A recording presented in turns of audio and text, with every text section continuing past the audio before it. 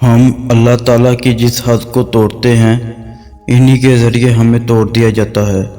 लेकिन हम अपनी गलती अपना गुनाह तस्लीम नहीं करते बल्कि सफाइयाँ देते हैं कि किसी तरह हम सही साबित हो जाएं। मगर सच यही है कि जो अल्लाह के हबीब ने हदूद बताई है इनके दायरे में रहना ही हमारे ईमान और ईमाल की सलामती पोशीदा है। जो जितना ज़हीन होता है वो उतना ही अज़ियत से गुज़रता है।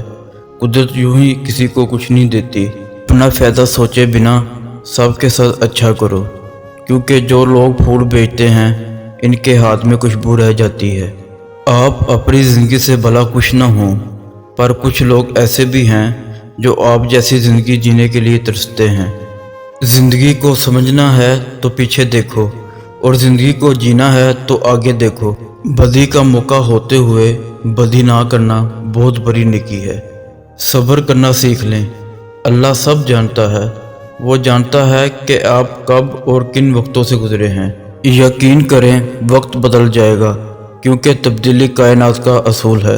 मायूस वो होता है जो अल्लाह पर यकीन नहीं रखता, और महरूम वो होता है जो अल्लाह की नेमतों का शुक्र अदा नहीं करता। ज़िंदगी में हर मौके से फ़ायदा उठाओ, लेकिन किसी के भरोसे और जज्बात का नहीं। कोशिश करो ज़िंदगी का हर लम्हा अपनी तरफ से हर किसी के साथ अच्छे से अच्छा गुजारो, क्योंकि ज़िंदगी नहीं रहती पर अच्छी यादें हमेशा ज़िंदा रहती हैं।